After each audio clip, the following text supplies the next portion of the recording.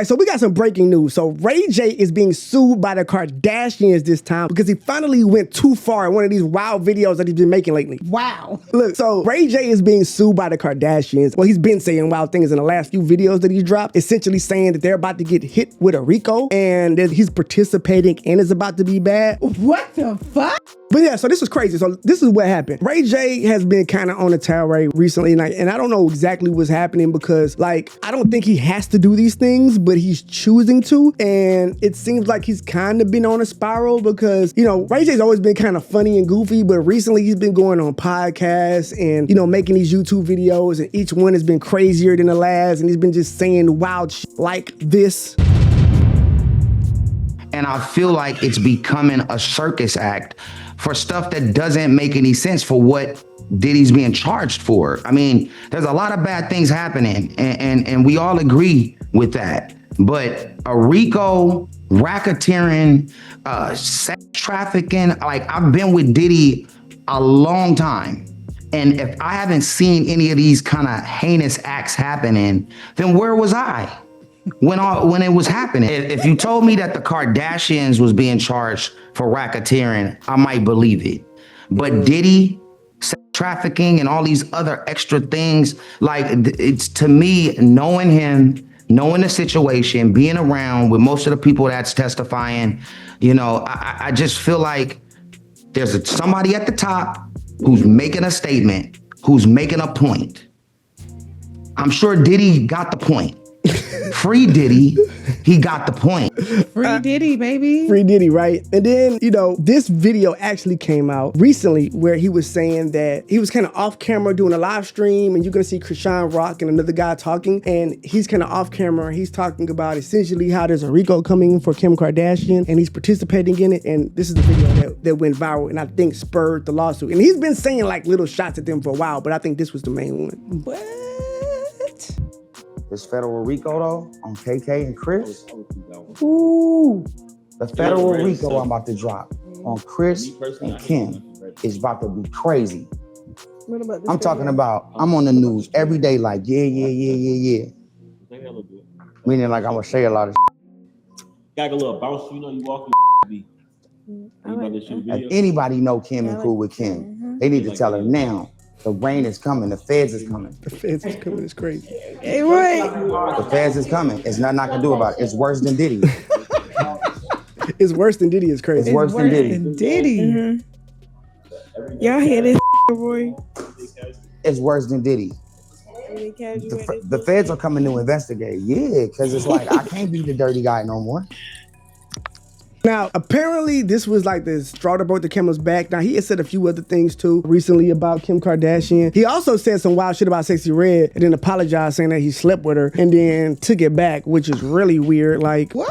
I lost so much respect for him because I thought that I think talking after you sleep with a woman is crazy anyway, but I thought at least he had actually did it. But then he come to find out, he just made it all up. Shut up. Just literally.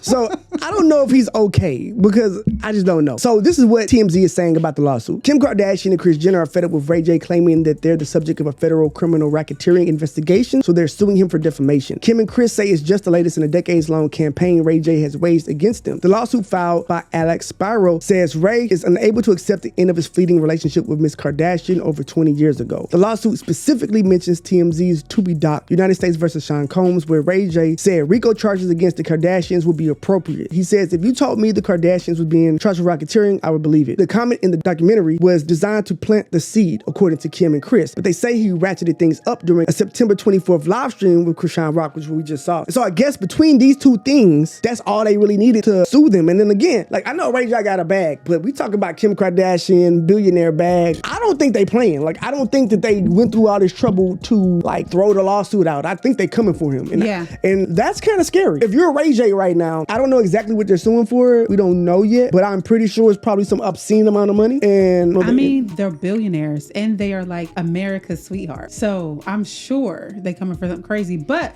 my question is, what does Ray J have up his sleeve? Ray J has been like a master marketer. Well, I think that he has learned shock value marketing, and that's just like, I'm just gonna flip this trick as many times as possible. And I also think that we're just seeing who he is. Like, I think that, like, at first I thought he was just playing all the time, but I'm like, nah. At a certain standpoint, bro, you just like doing it this way. Like, you could do it a million different ways. Like, Ray J could present himself like a legitimate businessman. He could do a million things. He's choosing to be like the clown, you know, class clown or the town idiot or whatever, and throw out random names and shit, to, you know? So, I don't know. I think he's in trouble. I don't think the Kardashians is playing. Yeah, they're not gonna like, they dangerous. Like, I just don't see it working out well for them. Now, to what he's saying, unless he has some type of evidence and proven, and to his point, I did just cover, like, Kanye West had kind of went off on Kim Kardashian about, you know, their daughter. And I don't know if you saw, like, this picture just came out where she was wearing, like, a bustier, and she's, like, 11 years old. And so, even though Kanye West is crazy, he also doesn't mean that he can't be right sometimes. And I do think in this particular situation, he was right when he was describing, like, the Kardashian, Kris Jenner, like, world. And he was saying, like, his kids were being, what is the word? They were being groomed. And I didn't know what he meant, but he went on to explain, like, you know, when you go to your grandma's house and there's porn on the walls and there's Playboy, like vintage Playboy on the coffee table. Like, if you grow up like this and this is our life, this is what's normal, this is who we are. Your mama shows her titties and pussy, like, you know what I'm saying? Your auntie did, you know what I'm saying? Yeah. You will too. This is how we make our billions. And so imagine being a black father and not wanting your daughter to be pimped out or, like, you know, grow up thinking that this is normalized and then not having any control and them just acting like you're so crazy you don't get to have a say. So when it comes to that type of shit, I do think there is like a darkness. There's some shit going on. I don't think niggas is crazy all the way. And even with the whole Kardashian Ray J shit, that was all staged. You know what I'm saying? We know that it was a contract. We know that it was a company, the videos, all of that. And it seemed like, according to Ray J, allegedly, it was the mom. So imagine your mom negotiating your porno deal. You know what I'm saying? They're like 20, what, 1, 2-ish? I don't know how old they were. Right. So I don't know. So we'll see how it plays out. But what you think? Man, I think it's crazy, right? Because at the end of the day, you know, I think black men need to take accountability because, your daughter now is growing up with porn being the norm for her lifestyle, but that's what you were attracted to. That's what you was selling.